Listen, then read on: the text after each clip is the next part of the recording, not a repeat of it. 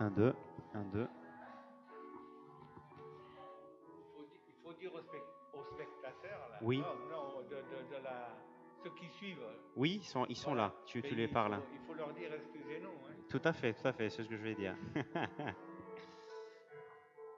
C'est on? Ça marche? Pierre, tu m'entends? Pas trop fort? C'est bon? Un petit chouïa plus fort.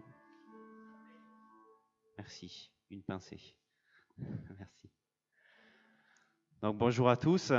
Soyez les bienvenus. On est désolé pour le retard un peu qu'on a pris dans notre début de culte, mais soyez tous les bienvenus dans la présence de notre Seigneur Jésus-Christ.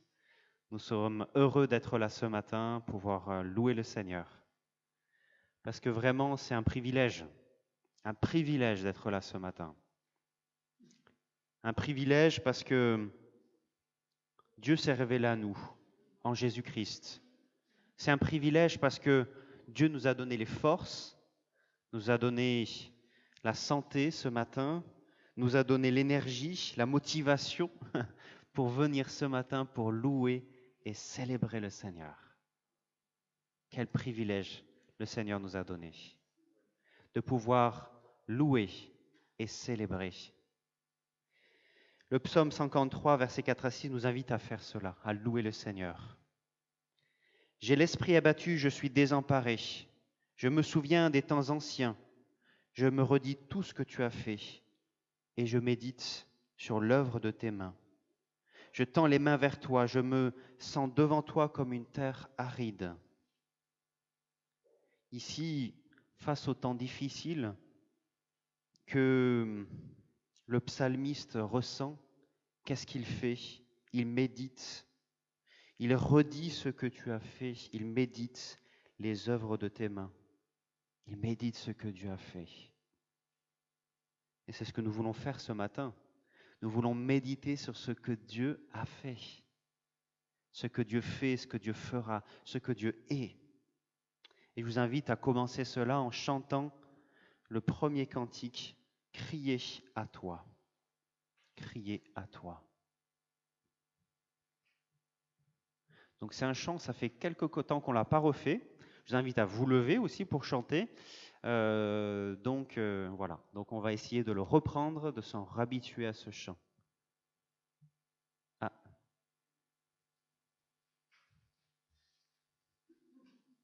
Vous voulez le micro?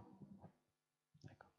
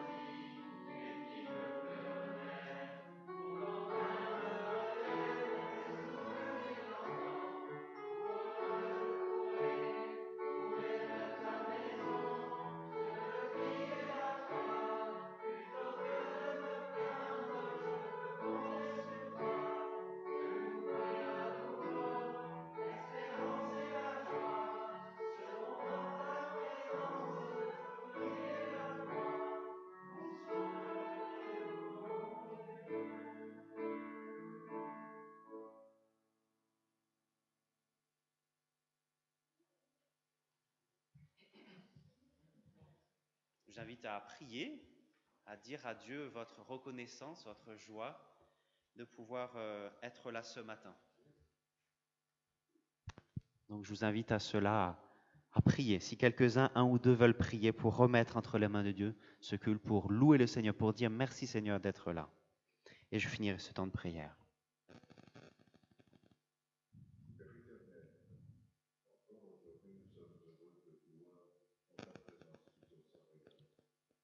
Merci Seigneur mon Dieu pour tes bontés que tu m'as fait de Dieu. Merci pour ce temps merveilleux, pour ce soleil Dieu que tu nous donnes. Je te remercie pour ta joie Seigneur. Merci d'être avec nous chaque jour. Et nous te demandons toujours encore mon Dieu de nous guider dans ton Saint-Esprit, afin que nous fassions ta volonté que ça m'accomplisse. Oh Seigneur mon Dieu, nous sommes tes enfants et nous voulons faire ta volonté, c'est notre seul désir.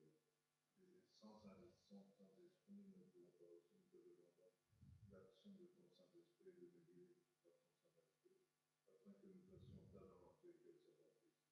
Et d'avance, nous te disons merci, que toute la et tout te revienne à toi, dans le précieux nom de Jésus. Te revienne, Seigneur. Amen. Amen. Seigneur, quel bonheur de te connaître. Merci parce que oui, tu es venu à notre rencontre, tu nous as relevés, tu nous as pardonné. Et tu nous instruis encore et tu n'arrêtes pas de nous entourer de tes bras, de ton amour puissant. Seigneur, merci pour la grâce que tu nous fais de nous entendre. Amen. Oui, Seigneur, quelle joie, Seigneur, d'être là ce matin. Quelle joie de pouvoir être dans ta présence, de pouvoir te louer, te célébrer. Parce que nous croyons que c'est toi qui donnes le mouvement et l'être, qui donne tout, Seigneur, pour que nous puissions t'adorer, te louer. C'est toi qui nous as appelés, c'est toi qui nous as sauvés, c'est toi qui nous permet aujourd'hui de vivre cette grâce. Et nous voulons ce matin te rendre un culte, te dire merci Seigneur. Sois béni et célébré pour tout ce que tu es, tout ce que tu as fait en Jésus-Christ. Amen.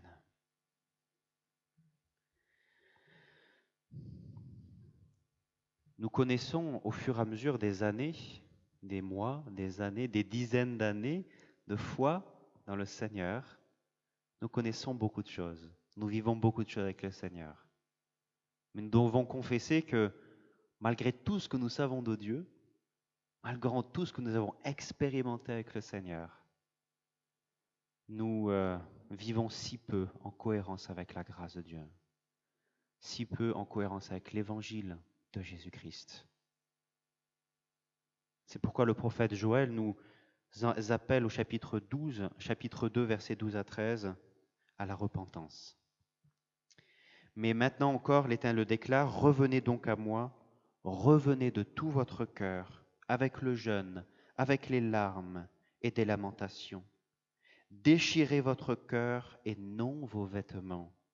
Revenez à l'Éternel, lui qui est votre Dieu, car il est plein de grâce, il est compatissant et lent à la colère, il est riche en amour, et il renonce volontiers au malheur dont il avait menacé. Cette phrase, je trouve tellement intéressante. Déchirez votre cœur et non vos vêtements. Parce que l'habitude à l'époque, c'était pour montrer sa repentance, c'était déchirer ses vêtements, mettre des vêtements grossiers et se mettre de la cendre sur soi pour montrer sa repentance, pour montrer son regret d'avoir péché et cette volonté de faire à nouveau différemment, de suivre le Seigneur. Mais ici, Dieu a bien compris que l'homme peut utiliser cela pour singer la repentance, comme si on le faisait de l'extérieur, mais en fait, il n'y a rien qu'à changer à l'intérieur. Et nous aussi, nous pouvons être touchés par cela, utiliser des formes que Dieu nous donne, qui sont là pour être en relation avec le Seigneur, avoir une relation vivante, nous l'utilisons pour utiliser Dieu. Au lieu d'avoir une relation vivante avec le Seigneur, nous utilisons ce que Dieu nous donne pour Dieu utiliser Dieu et avoir ce qu'on veut de Dieu. Avoir le salut, avoir une bonne vie, avoir le bonheur. C'est ce que nous pouvons faire. Utiliser Dieu en utilisant ce que Dieu nous a donné.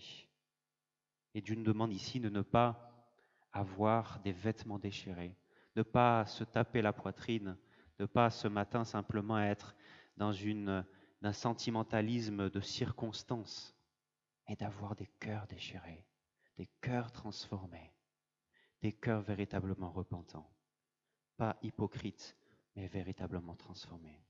J'invite à prier.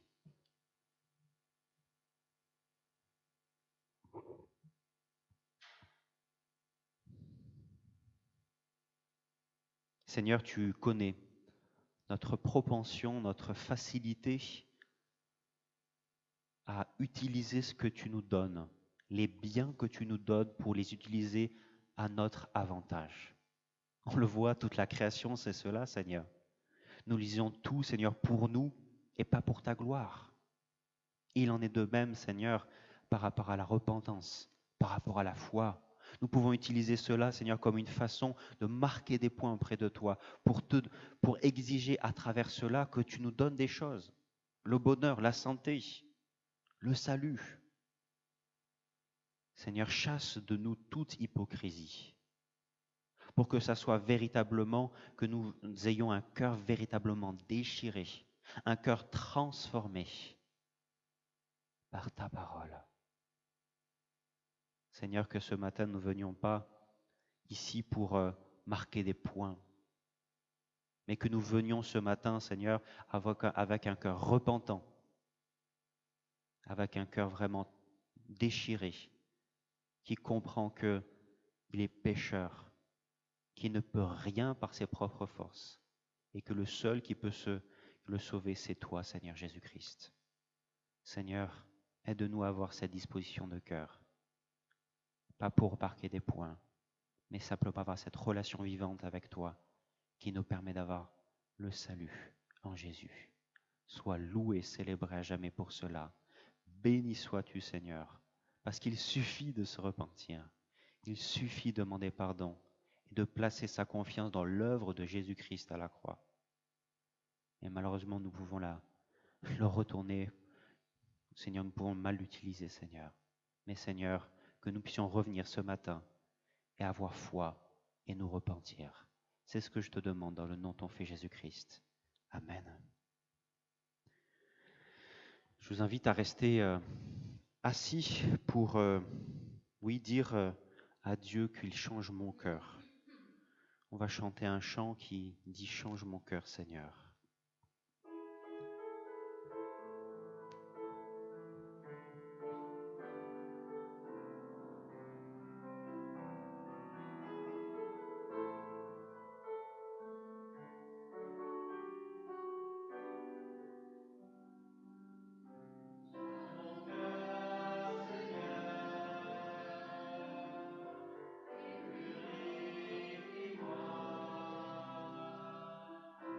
Change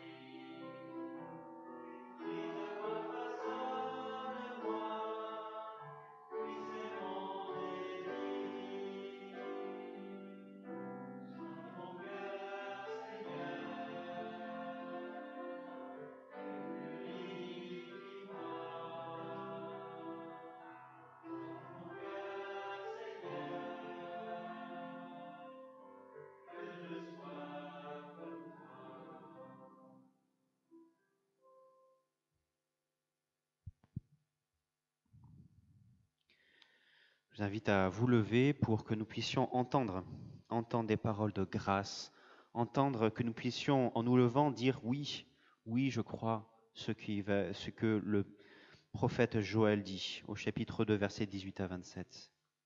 Ah, Éternel, éprouve pour son pays un amour, l'Éternel éprouve pour son pays un amour passionné, il a pitié de son peuple. C'est pourquoi il répond, il dit à son peuple, je vais vous envoyer le blé, le moule, l'huile fraîche, vous serez rassasiés. Je ne vous exposerai plus à l'opprobre parmi les peuples, et l'ennemi du nord, j'éloignerai de vous. Oui, je le chasse en une terre aride, un pays désolé, en expédiant son avant-garde vers la mer Morte, son arrière-garde vers la mer Méditerranée. Là, il exhalera sa puanteur, son infection se répandra, car il a fait de grandes choses. Ô terre, sois sans crainte, jubile et réjouis-toi. L'Éternel fait de grandes choses. Soyez sans crainte, bêtes sauvages, car les packages de la steppe vont reverdir. Les arbres sont chargés de fruits, le figuier et la vigne font abonder leur riche production. Et vous, gens de Sion, soyez dans l'allégresse, réjouissez-vous à cause d'Éternel votre Dieu. Lui qui est votre Dieu, il vous envoie la pluie selon ce qui est juste. Il répand sur vous les averses, les pluies d'automne, les pluies du printemps, tout comme auparavant. Je vais m'arrêter là. Oui, dans ce texte, il nous est dit que après ce temps de difficile pour le peuple d'Israël, d'être sous la menace de beaucoup de peuples qui veulent les envahir, qui veulent les détruire, Dieu annonce qu'il va faire une grande œuvre. Cette grande œuvre, c'est la fin de l'exil, la fin de l'éloignement du peuple d'Israël de sa terre natale. Et c'est ce qui s'est réalisé en Jésus-Christ pleinement. Alors que le peuple de Dieu était loin de Dieu, Dieu est venu. Dieu est venu en Jésus-Christ. Quelle merveille! Quelle merveille! Et le Seigneur, oui, est passionné pour son peuple et a un amour passionné pour son peuple. Que nous soyons dans la joie pour cela. Parce que cet amour passionné a amené notre Dieu à venir en Jésus-Christ pour nous sauver de nos péchés. Que Christ soit loué à jamais pour cela. Je vous invite à louer. Nous allons chanter 3 chants d'affilée. Un premier chant qui est un chant nouveau qu'on n'a jamais appris et qu'on va apprendre aujourd'hui. J'ai dit à Catherine, on va essayer de chanter pour la première fois ce chant. Je trouve tellement beau ce chant et tellement qui nous montre l'amour que nous avons en Dieu. Et nous chanterons 2 autres chants. Donc cet amour, le premier que nous ne connaissons pas, que nous allons apprendre. Deuxième, sauve avec puissance et comment te dire merci. Et je vous inviterai entre ces chants de pouvoir dire à Dieu votre reconnaissance, votre joie de cet amour extraordinaire par la prière, tout simplement. Donc on va chanter le premier chant, cet amour. Vous êtes sûr de pas? On va le faire 2 fois. Une première fois avec les enfants, seulement avec les enfants.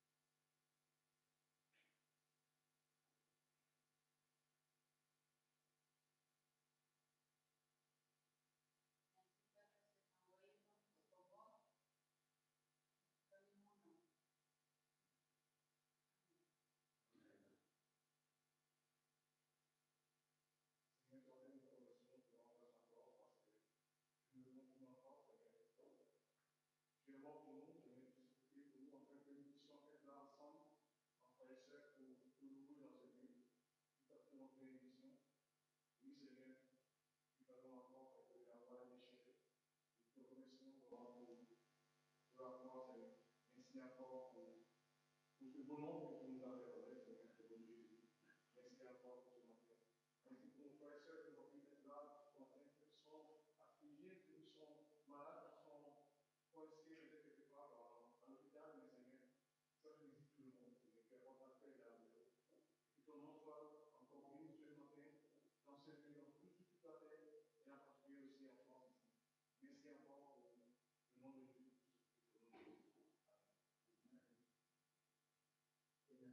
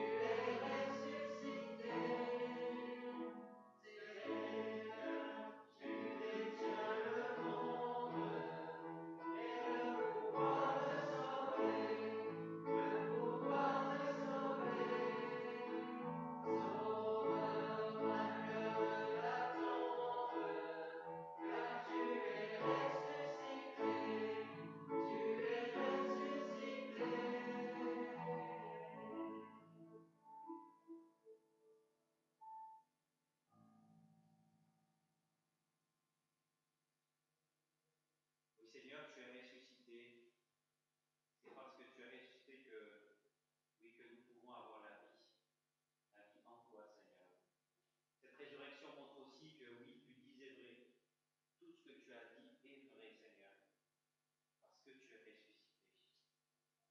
Seigneur, merci parce que cette résurrection nous appelle à une autre résurrection,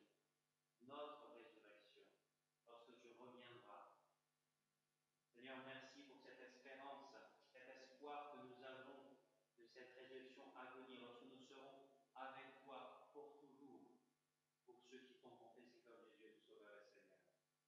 Seigneur, quelle merveille, quelle gloire, quelle grâce il est ici. Parce que je ne mérite pas cela. Pourtant, je pourrais ressusciter avec toi. Comme toi, Seigneur. Tu as été le précurseur. Et Seigneur, grâce à cela, je pourrais, non par mes propres forces, mais par ton œuvre à la croix. Oui, Seigneur, tout cela, je le crois parce que tu es ressuscité.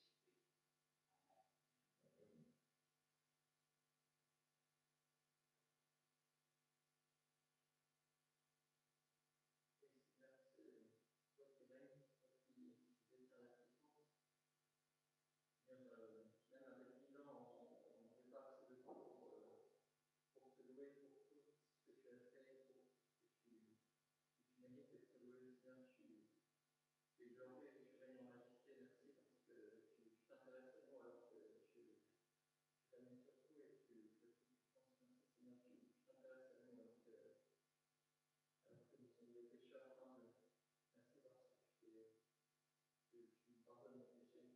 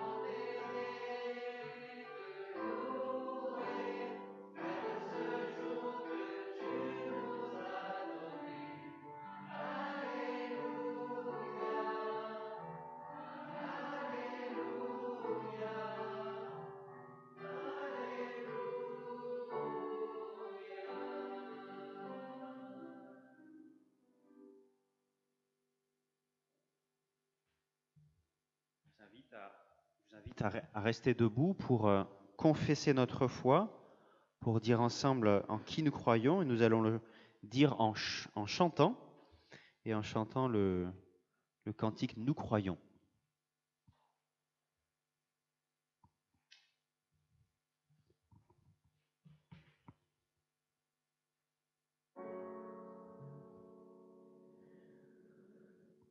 Nous croyons en Dieu le Père créateur.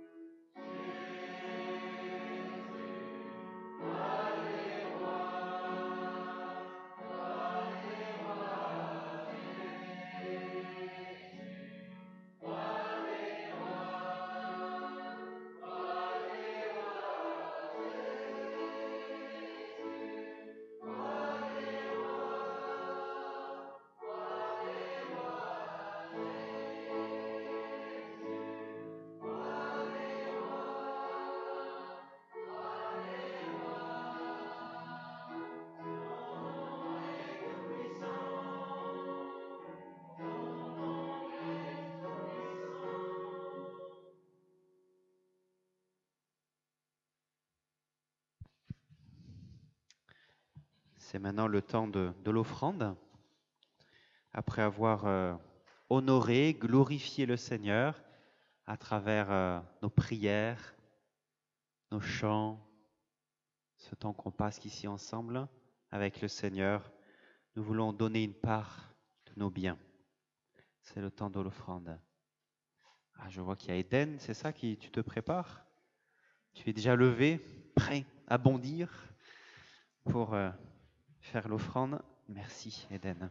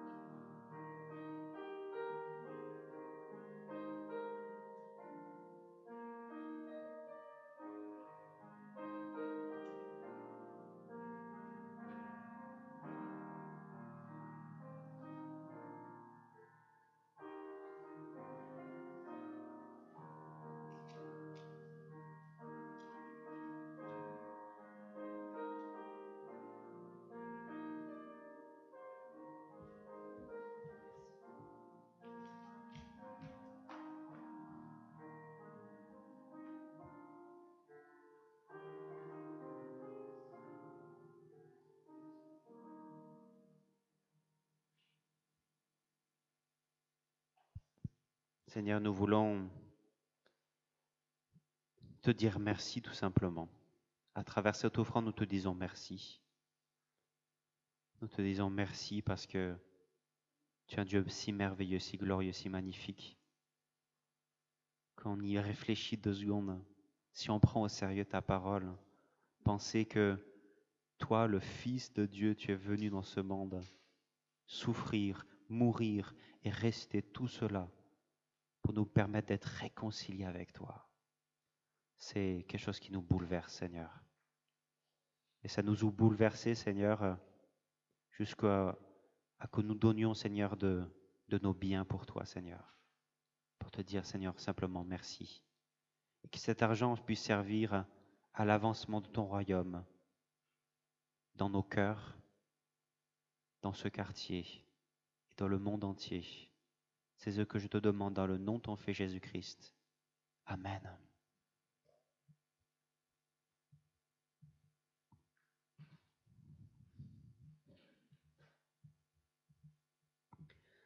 Alors maintenant, ça va être le temps pour les enfants d'avoir leur enseignement. C'est bien ça, oui? Donc je les invite à venir, on va prier pour eux, prier que Dieu les bénisse dans ce temps. Ah, Yaël qui vient.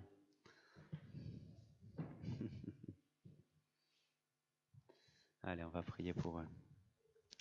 Seigneur, merci pour ces enfants, Seigneur. Merci pour ce qu'ils sont. Merci pour la personnalité que tu leur as donnée, les qualités que tu leur as données. Merci pour tout ce qu'ils sont, merci pour tout ce qu'ils peuvent faire aujourd'hui, tout ce qu'ils peuvent être auprès de leurs parents. Seigneur, merci pour cela. Je te remets, Seigneur, entre tes mains, tout particulièrement, Seigneur, ces enfants, que tu les bénisses et qu'ils puissent te rencontrer, faire cette rencontre décisive avec toi. Oui, je te prie pour eux, bénis-les dans leur vie de tous les jours et aussi dans leur vie avec toi. C'est ce que je te demande dans le nom de ton Fils Jésus-Christ. Amen.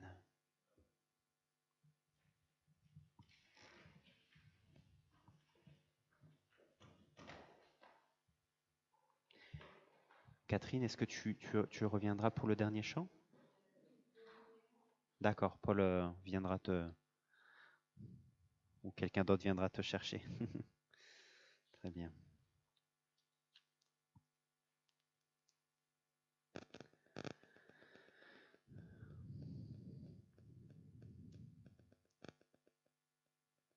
Alors que les enfants vont avoir leur temps d'enseignement, nous allons avoir le nôtre et nous allons méditer un texte biblique.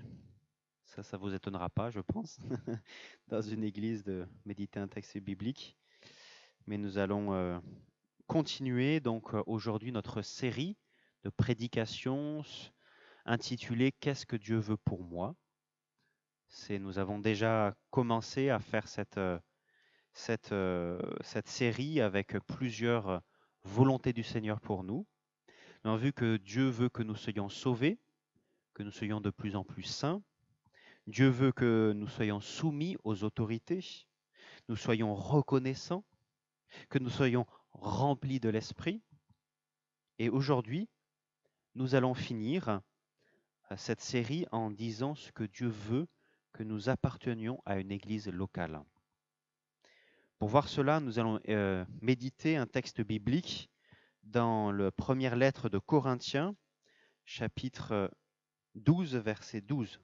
Texte très connu, mais que je voulais vous remettre en mémoire et pour nous encourager par rapport à l'Église. 1 Corinthiens, chapitre 12, verset 12 jusqu'au verset 27. Merci Olivier pour le projeter. Le corps humain forme un tout, et pourtant, il a beaucoup d'organes.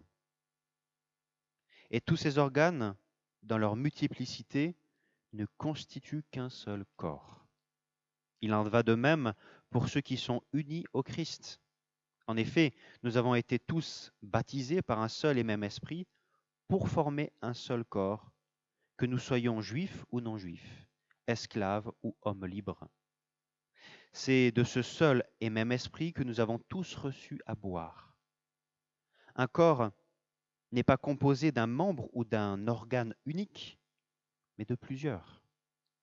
Si le pied disait, puisque je ne suis pas une main, je ne fais pas partie du corps, n'en ferait-il pas partie autant? Et si l'oreille se mettait à dire, puisque je ne suis pas un œil, je ne fais pas partie du corps, cesserait-elle d'en faire partie pour autant? Si tout le corps était un œil, comment ce corps entendrait-il? Et si tout le corps se réduisait à une oreille, où serait l'odorat? Dieu a disposé chaque organe dans le corps, chacun avec sa particularité, comme il a trouvé bon. Car s'il n'y avait en tout et pour tout qu'un seul organe, serait-ce un corps? En fait, les organes sont nombreux, mais ils forment ensemble un seul corps. C'est pourquoi l'œil ne saurait dire à la main, je n'ai pas besoin de toi, ni la tête aux pieds, je peux très bien me passer de vous. Au contraire, les parties du corps qui nous paraissent insignifiantes sont particulièrement nécessaires. Celles que nous estimons les moins sont celles dont nous prenons le plus grand soin, et celles dont il n'est pas décent de parler, nous le traitons avec des égards particuliers, dont les autres n'ont guère besoin. Dieu a disposé les différentes parties de notre corps de manière à ce qu'on honore davantage celles qui manquent naturellement d'honneur. Il voulait par là éviter toute division dans le corps et faire que chacun des membres ait le même souci des autres. Un membre souffre-t-il? Tous les autres souffrent avec lui. Un membre est-il à l'honneur? Tous les autres partagent sa joie. Or, vous constituez ensemble un corps qui appartient au Christ, et chacun de vous, en particulier, en est un membre.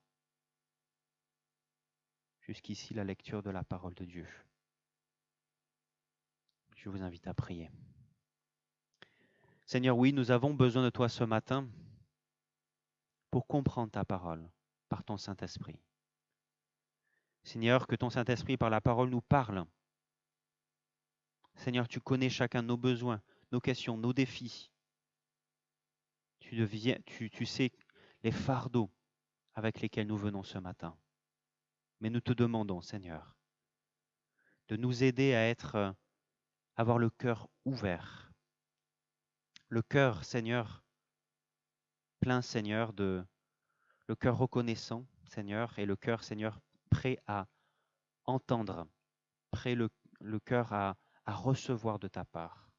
Aide-nous à avoir cette attitude d'esprit, être prêt à entendre, prêt à recevoir ce que tu veux nous dire par ta parole. C'est ce que je te demande dans le nom de ton Fils Jésus-Christ. Amen.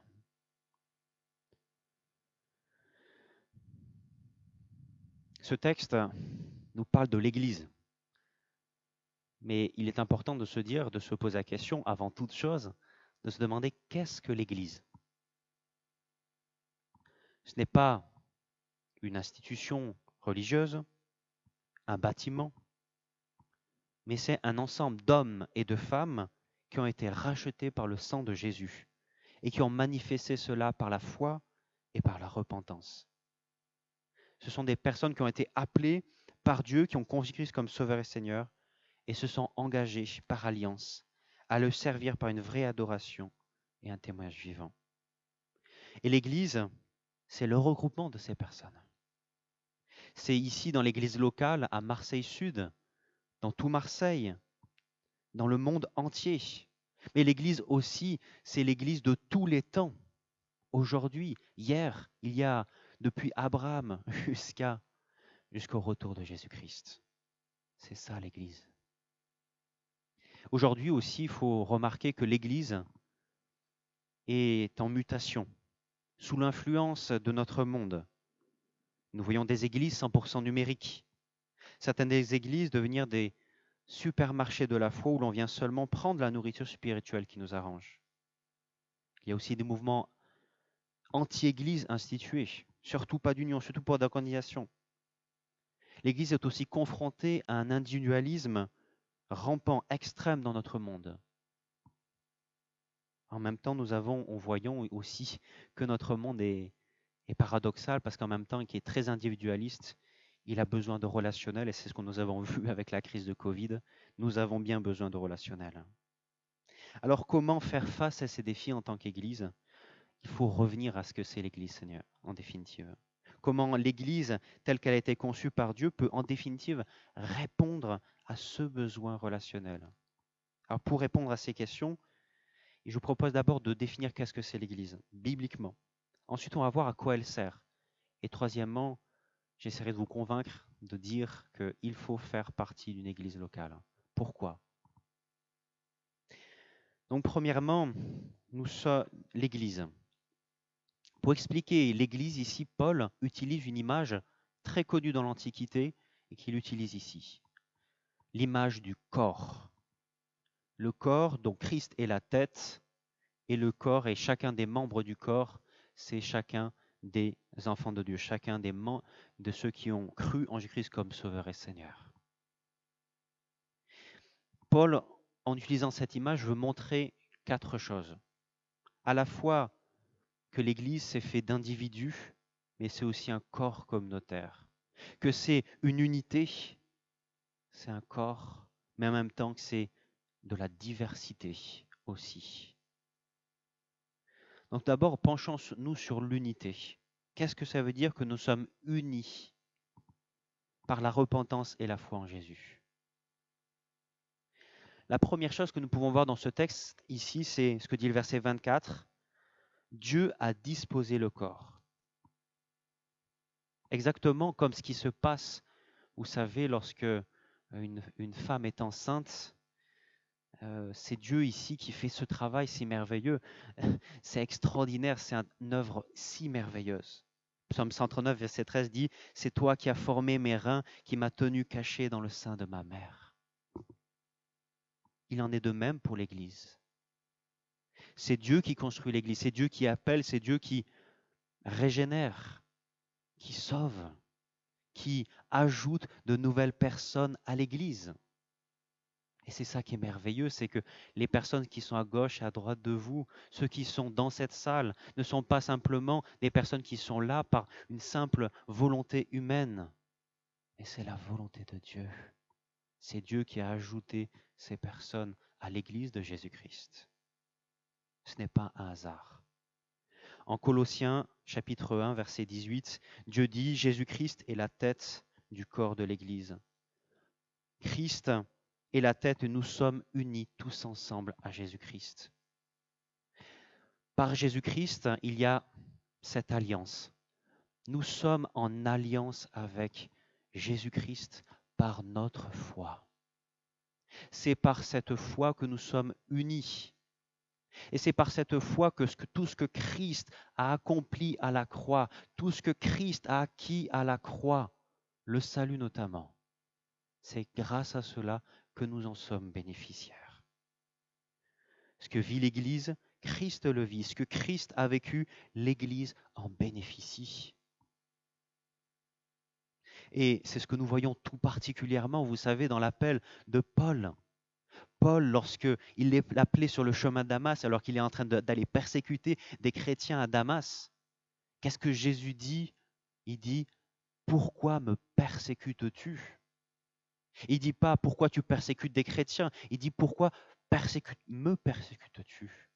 Parce qu'il y a une telle unité entre Christ et son Église que ce qui est fait à l'Église, c'est fait à Christ. Et ce que Christ a vécu à la croix, Christ nous en fait bénéficier tout cela par la foi. Christ, oui, ce que Christ a vécu, ce qui Christ a acquis à la croix, il nous le fait bénéficier. Et ce que nous vivons, Christ en est affligé ou honoré, glorifié. Cela montre, oui, que oui, bien sûr, Christ connaît chacun de ses membres de son corps, mais que l'unité qu'il voit premièrement, c'est le corps, c'est l'Église. Christ n'est pas venu dans ce monde pour sauver des chrétiens isolés, mais pour sauver son peuple. C'est son peuple qui l'appelle, c'est son peuple qui l'adore, c'est son peuple qui sera dans son royaume avec lui lors du retour de Christ. C'est quelque chose que nous oublions allègrement dans notre individualisme. Nous ne sommes pas nés tout seuls à une vie nouvelle. Nous sommes nés avec des frères et des sœurs, comme dans une famille nombreuse. Ne méprisons pas cette réalité, car Christ est mort pour son peuple. La conséquence de cela est la solidarité entre les membres. Lorsque vous avez mal à une partie de votre corps, vous ne dites pas mon dos a mal. Vous dites j'ai mal au dos. Lorsque vous avez mal à l'estomac, vous ne dites pas l'estomac a mal. Non, vous dites c'est j'ai mal à l'estomac. C'est-à-dire que ce que touche un organe, ça touche tous les organes. C'est ce que dit Paul au verset 26. Un membre souffre-t-il? Tous les membres souffrent avec lui. Un des membres est à l'honneur, tous les autres partagent sa joie. Un membre de l'Église souffre, tous doivent souffrir avec lui. Si un dans la joie, tous doivent se réjouir pour cela. Si nous sommes unis à Jésus-Christ par la foi et la repentance, nous devrons agir donc avec beaucoup de précaution avec nos frères et sœurs. Si on imagine qu'en fait, comme avec Paul, pourquoi me persécutes-tu? Cela devrait nous faire trembler dans nos rapports mutuels avec nos frères et nos sœurs. Parce que ça voudrait dire que chaque fois que je blesse un frère, une sœur, je fais du mal au Seigneur. C'est pas rien. C'est ce que dit Jésus. Je n'invente rien. Matthieu 25, verset 40. Je vous le dis en vérité, toutes les fois que vous avez fait ces choses à l'un de ces plus petits de mes frères, c'est à moi que vous les avez faites. Réfléchissons vraiment un instant à cela. Quand j'aime ou je visite mon frère ou ma sœur, c'est Christ que j'aime. Et en fait, c'est définitif, c'est Christ qui le visite. C'est-à-dire que, par exemple, lorsque j'ai salué Stéphanie, lorsque j'ai salué Olivier, lorsque je vais le visiter, lorsque je l'aime en pratique, ce n'est pas simplement moi, Samuel, mais c'est Jésus-Christ à travers moi. Et pareil pour chacun d'entre vous, lorsque Olivier va rendre un service à Charles, c'en est de même. Ce n'est pas simplement Olivier qui rend un service à Charles, c'est c'est Jésus-Christ aussi qui bénit Charles. Il y a cette unité particulière. Quand j'aime mon frère ou ma sœur, c'est Christ que j'aime à travers lui. Et c'est Christ qui l'aime au travers de moi. C'est grand, c'est merveilleux, c'est extraordinaire de se dire cela. Ça doit nous faire trembler et en même temps être dans la joie. Être dans la joie. Parce que lorsque je fais du bien, lorsque j'aime mon frère ou ma sœur, c'est Christ qui l'aime. Waouh! Franchement, ça doit de quoi encourager, on va dire. Quand on est dans des temps difficiles, se dire cela. Ce n'est pas simplement moi, mais c'est Christ à travers moi. Aussi, il ne peut pas y avoir de préférence dans l'Église. On ne doit pas seulement penser aux personnes qui ont un certain don spectaculaire. Les Corinthiens aimaient beaucoup les dons spectaculaires, les dons de guérison, les dons de prophétie. Et il dit, Paul, dans son épître aux Corinthiens, d'abord le meilleur des dons, c'est l'amour. C'est l'amour. Et donc tous, nous avons la même valeur aux yeux de Dieu. Donc pas de cléricalisme, pas de supériorité de certains par rapport à d'autres, par rapport à un don. Nous devons tous avoir le même amour les uns pour les autres, avoir le même soin les uns pour les autres, parce que nous sommes tous membres du corps de Christ. Mais en même temps qu'il y a cette unité, il y a aussi cette diversité. Unité ne veut pas dire uniformité.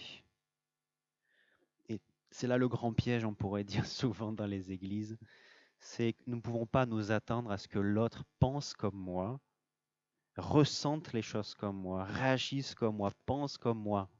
Souvent, nous faisons cette bêtise, nous disons tous doit être un peu un clone de moi.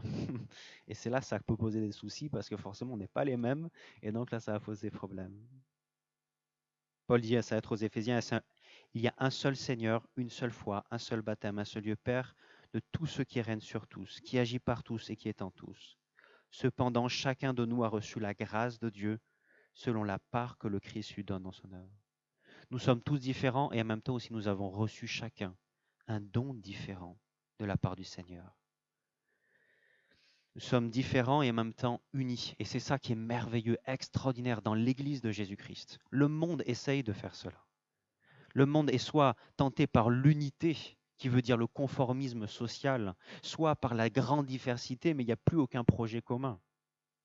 Dans l'Église de Jésus-Christ, nous avons toute la possibilité de vivre parfaitement, pleinement l'unité et la diversité. Et cela sera aussi une manifestation de qui est Dieu, parce que Dieu est trine, Trinité, Père, Fils et Saint-Esprit.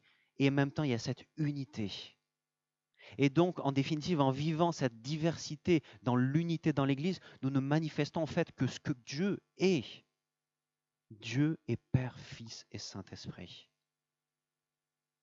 En plus de manifester ce qui est le Dieu trinitaire, l'unité dans la diversité est une nécessité. C'est une diversité, est une bénédiction.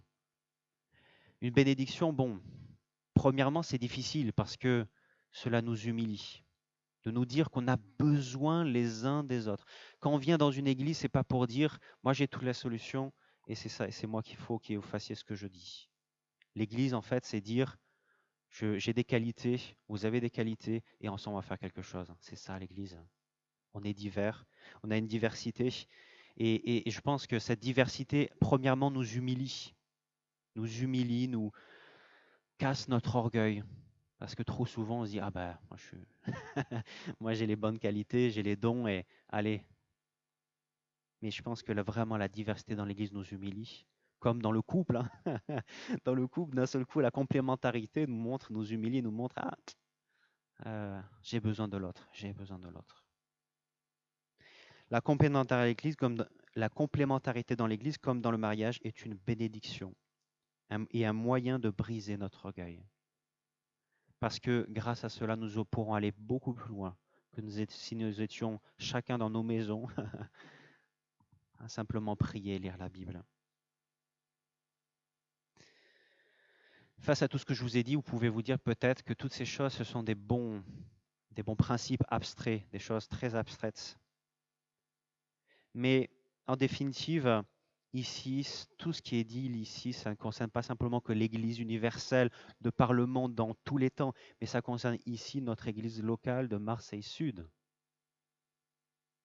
Et c'est très, très important de comprendre cela.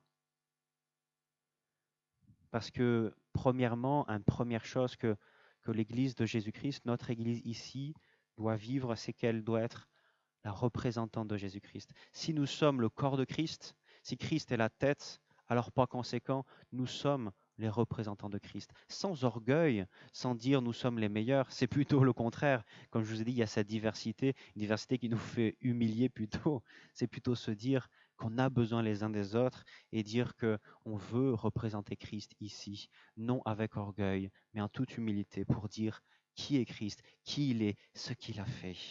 C'est ce que dit Paul en 2 Corinthiens chapitre 5 verset 20. Nous faisons donc fonction d'ambassadeurs au nom du Christ, comme si Dieu adressait par nous cette invitation aux hommes. C'est au nom du Christ que nous en supplions. Soyez réconciliés avec Dieu. L'Église est une ambassade. L'Église représente qui est Christ. Et c'est pour ça aussi que l'Église de Jésus-Christ, nous devons en faire partie. L'Église locale, nous devons faire partie. Ce n'est pas une option, c'est une conséquence de notre vie chrétienne. On ne peut pas être en relation avec la tête qui est Jésus-Christ sans être en relation avec les autres organes qui composent le corps de Christ. Ce n'est pas possible. C'est pourquoi l'adhésion à l'Église est ultra importante. C'est un moyen de miséricorde de Dieu pour nous qui soutient la vie spirituelle en nous, qui renforce la foi, qui préserve la joie en Christ. Ne vous coupez pas de cette bénédiction.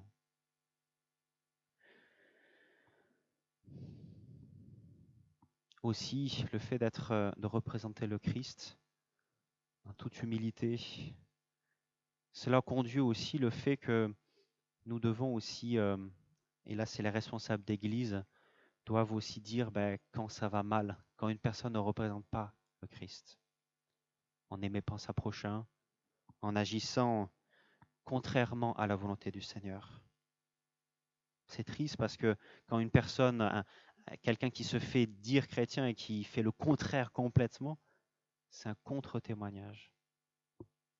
Nous sommes appelés en tant qu'anciens, en tant que pasteurs, à avoir faire œuvre de discipline, pas pour faire du mal aux gens, mais pour que les gens puissent véritablement être représentants de Christ, puissent éclairer Christ, irradier Christ tout autour d'eux.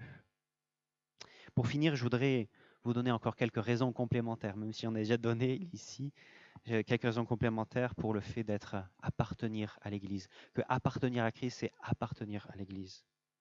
Premièrement, il y en a 6. Premièrement, c'est j'ai besoin d'encouragement et de soutien régulier.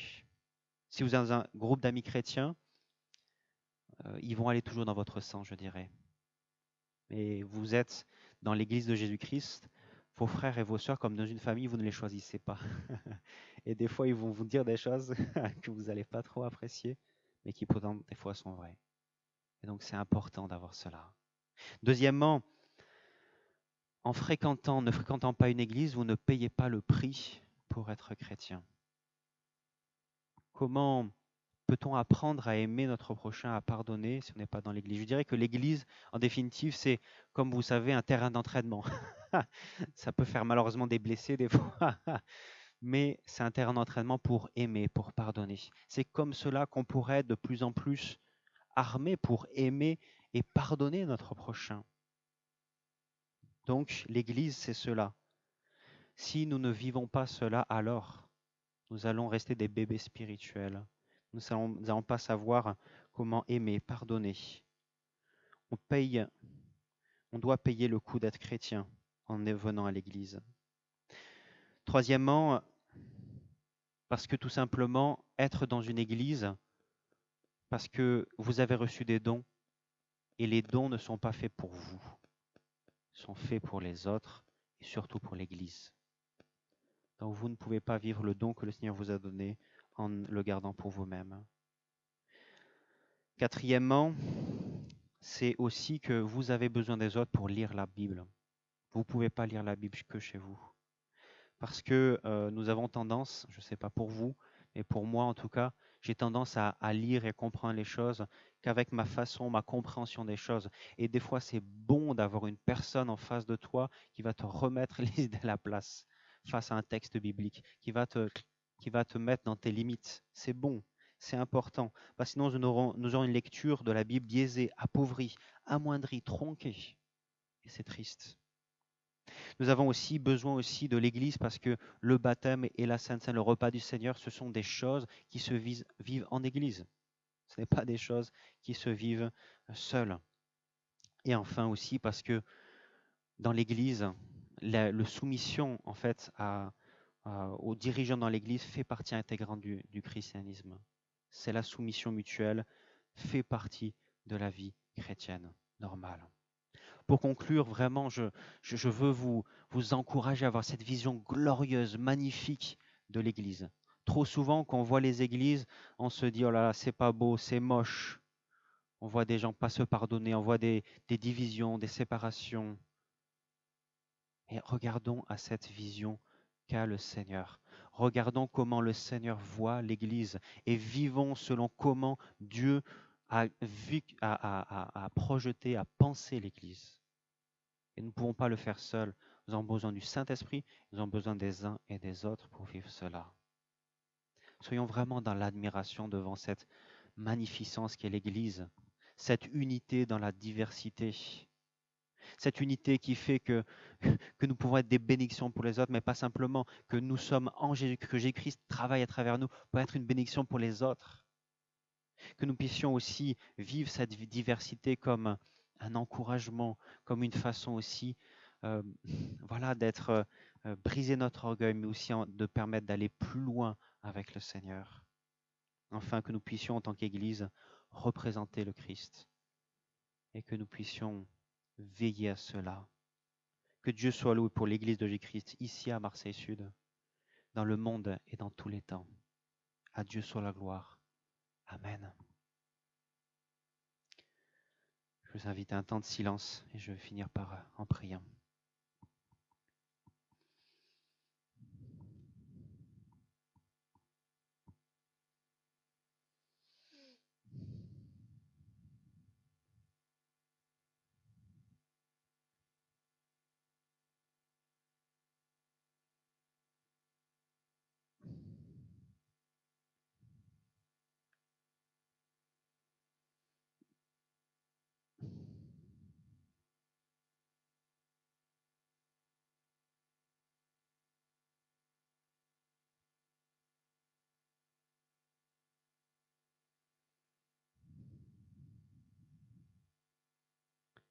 Merci Seigneur parce que l'Église de Jésus-Christ n'est pas une création de l'homme. C'est toi-même qui l'as voulu, Seigneur. Tu as dit à Pierre, Pierre, sur cette pierre, je construirai mon Église.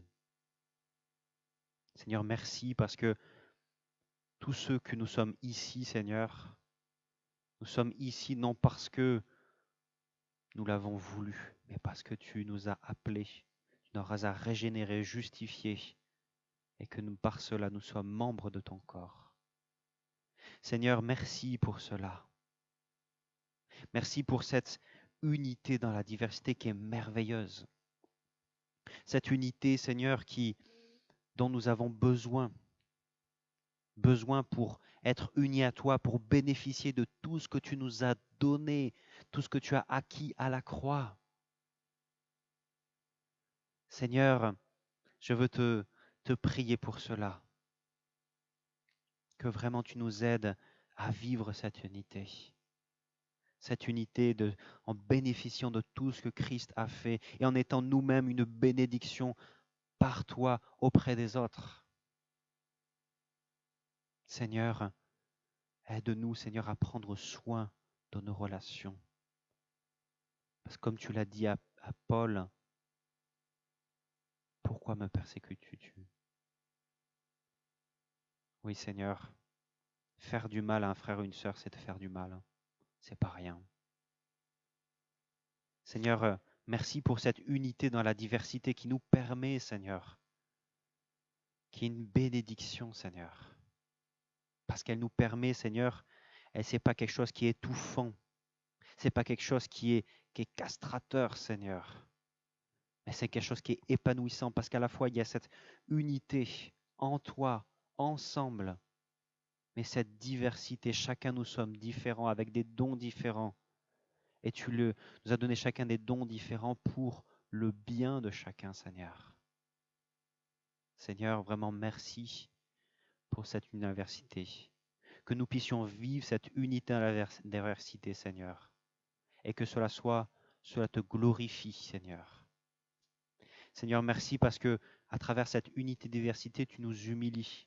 Parce que tu nous montres, Seigneur, qu'on ne peut pas se débrouiller tout seul. Qu'on a besoin des autres, Seigneur. Et que la seule façon, Seigneur, de pouvoir avancer dans notre foi, c'est d'être avec nos frères et sœurs. Seigneur, merci pour cela, pour cette bénédiction et ce brisement de notre orgueil.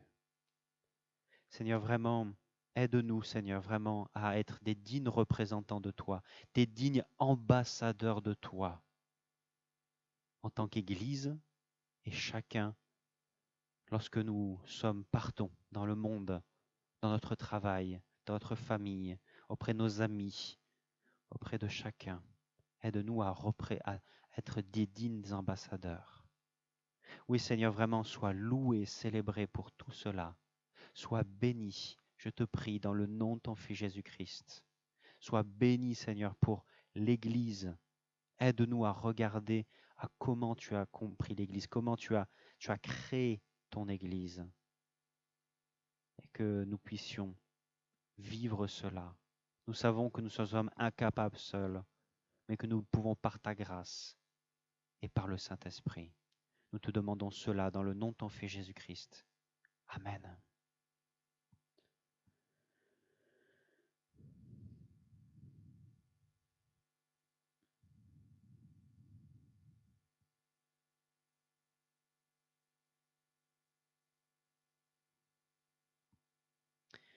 Ça va être maintenant le temps du repas du Seigneur.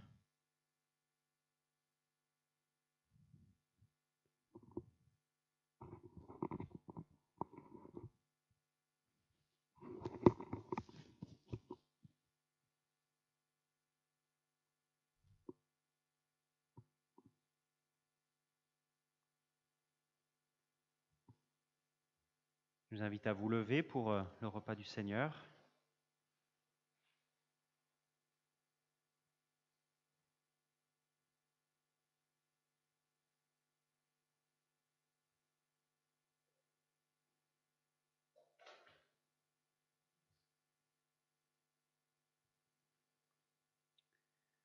vais vous lire les paroles d'institution de la Sainte Seine.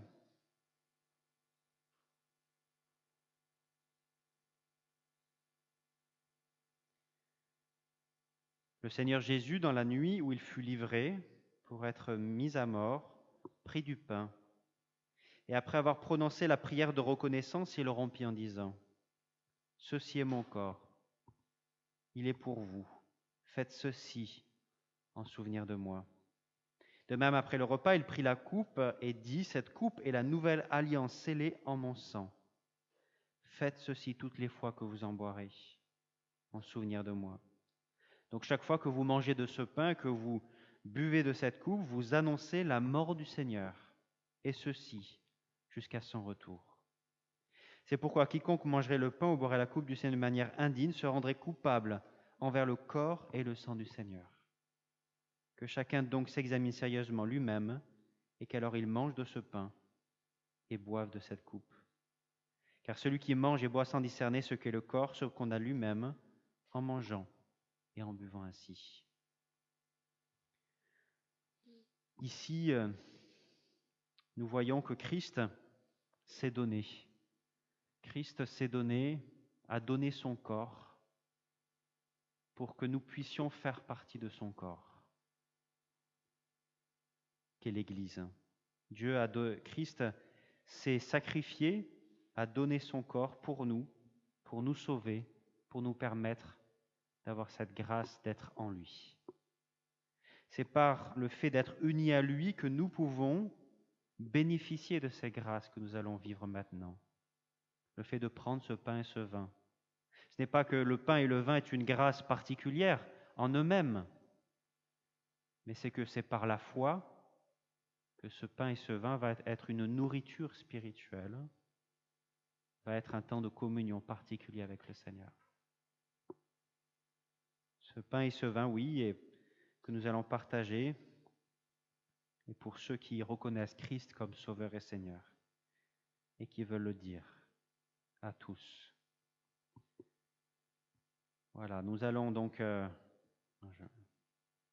Voici le pain que nous rompons, que nous avons rompu, qui est la communion au corps de notre Seigneur Jésus-Christ. Voici la coupe de bénédiction, les petites coupelles de bénédiction, qui sont la communion au sang de notre Seigneur Jésus-Christ, qui a été répandu pour beaucoup. Je vais distribuer maintenant le pain et le vin. Je vous inviterai à garder ce pain et ce vin dans votre main lorsque vous l'aurez pris, pour que nous puissions le prendre tous ensemble, ce pain et ce vin, pour manifester ce que je vous disais dans ma prédication, que nous manifestions cette unité dans le corps du Christ. Donc il y a du vin au milieu et du jus de raisin autour.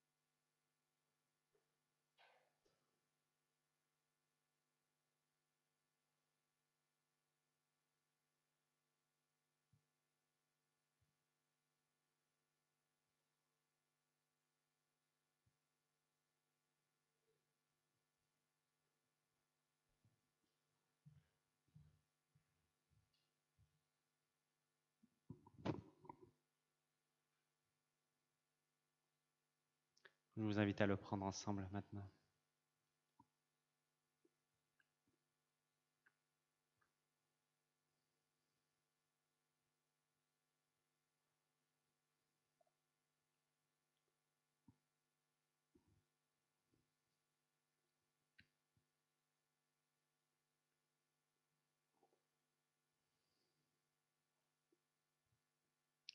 Seigneur, nous voulons te louer, te célébrer pour ce pain et ce vin, Seigneur, que nous pouvons prendre ensemble pour manifester le corps de Christ, ton corps. Seigneur, merci parce que par la foi, nous sommes unis à toi. Nous bénéficions de tout ce que tu as acquis à la croix. Et Seigneur, merci pour cela. Merci pour cette unité et en même temps aussi pour cette diversité. Je ne suis pas seul là ici à prendre ce pain et ce vin, mais je suis entouré de mes frères et sœurs. Quelle joie, Seigneur. Quelle joie d'avoir ces frères et sœurs à mes côtés. Seigneur, merci pour tout ce que je peux apprendre à travers eux, tout ce que je peux être pour eux, Seigneur. Seigneur, béni sois-tu, Seigneur, pour l'Église de Jésus-Christ que tu nous as donnée. Seigneur, béni sois-tu pour cela. Dans le nom de ton Fils Jésus-Christ. Amen.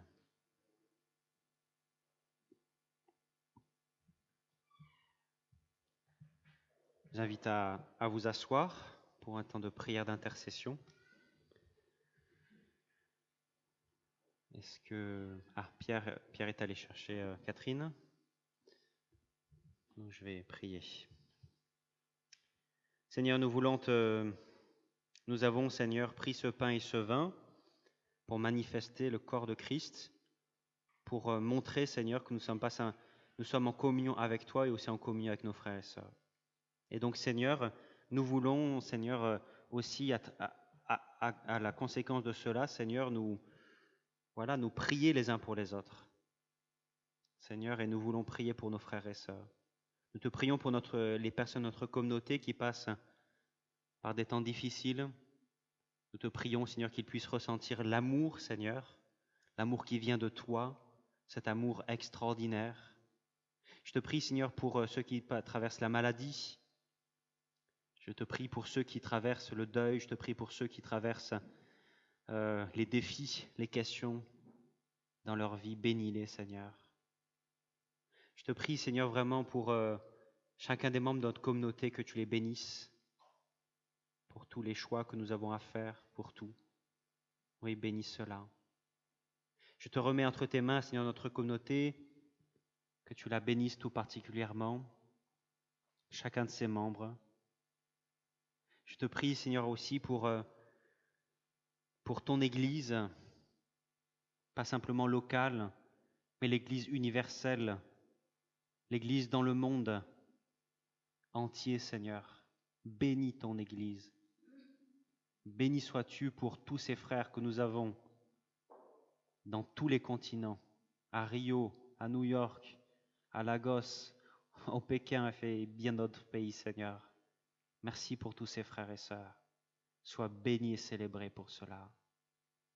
Seigneur, viens à leur secours, que tu puisses permettre que ton Église soit rayonnante, rayonnante de toi, manifester qui tu es, Seigneur, ce que tu as fait à la croix. Seigneur, je te prie, Seigneur, pour cela. Je te prie, Seigneur, pour tous ceux qui sont dans le monde et qui sont persécutés. Tous les chrétiens persécutés, je te les remets entre tes mains. Viens à leur secours. Tu vois, c'est simplement parce qu'ils croient en toi qu'ils sont persécutés. C'est triste. Viens à leur secours. Nous te prions pour tous les chrétiens de l'ombre, les chrétiens qui ne peuvent pas se dévoiler dans des pays parce qu'ils sont... Sinon, ils risqueraient le rejet, voire la mort, Seigneur. Viens à leur secours. Seigneur, nous te remettons entre tes mains, Seigneur, notre monde frappé par la pandémie du Covid. Viens au secours des souffrants, des malades, des gouvernants, des soignants. Seigneur, nous te remettons entre tes mains, Seigneur, tous ces sujets. Nous croyons, Seigneur, que tu écoutes nos prières et que tu y répondras. Parce que nous avons accès à toi, Seigneur. Non par ce que nous sommes de bons chrétiens, mais par ton œuvre à la croix. Sois béni et célébré à jamais, dans le nom de ton Fils Jésus-Christ. Amen. Je vous invite à à vous lever pour l'exhortation et la bénédiction.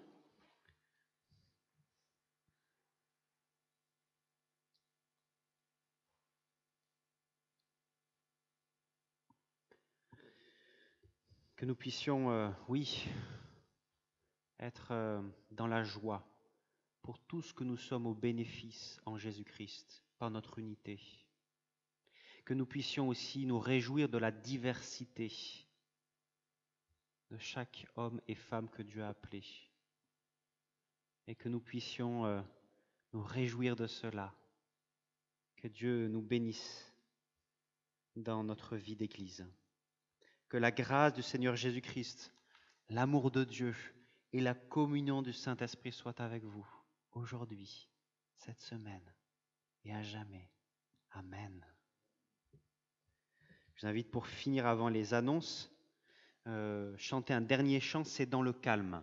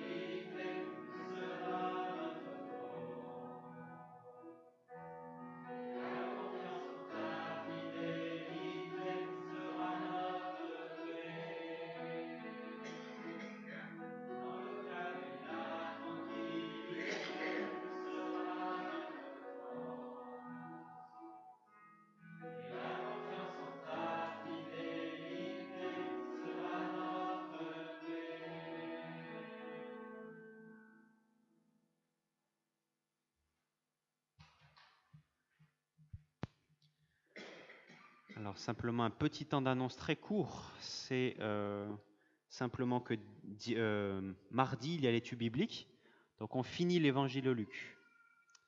Voilà, donc après je vais demander mardi aussi, ceux qui seront là, de savoir si vous voulez qu'on continue des études bibliques, est-ce que c'est la fin de l'année ou est-ce jusqu'à fin juin, ou est-ce qu'on arrête là. Voilà, donc après si vous voulez venir me voir, ceux qui fréquentent l'étude biblique, voilà, si vous avez des sujets, par exemple, vous voulez qu'on parle, qu'on ait une étude biblique sur un sujet particulier, sur un texte biblique particulier, n'hésitez pas à venir me voir, on peut en discuter.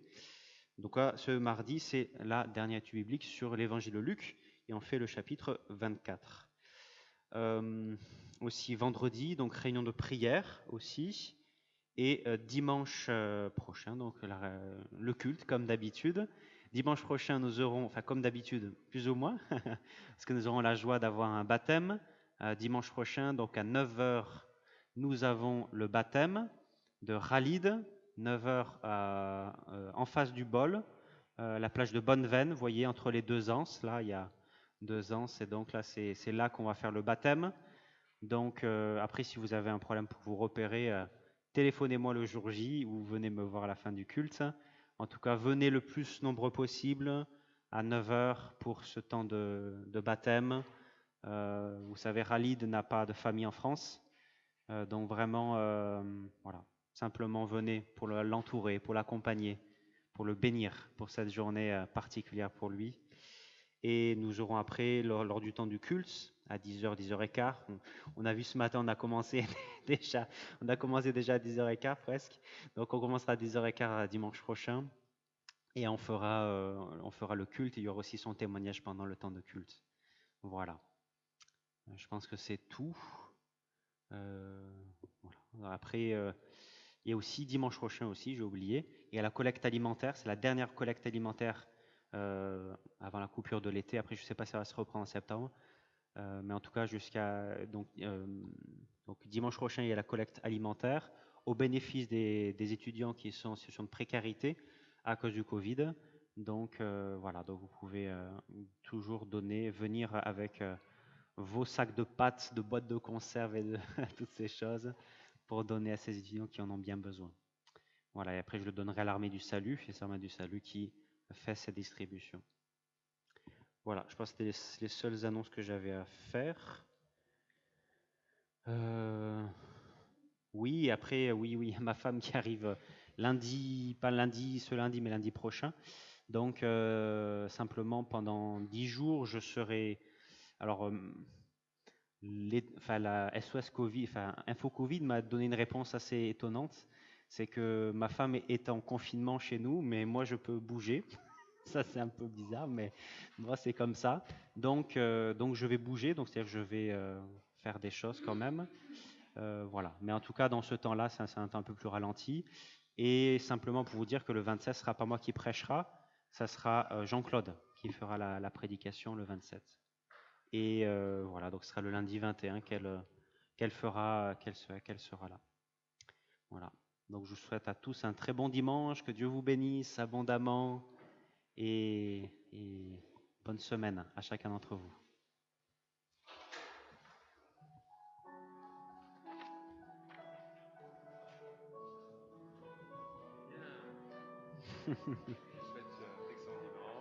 Merci.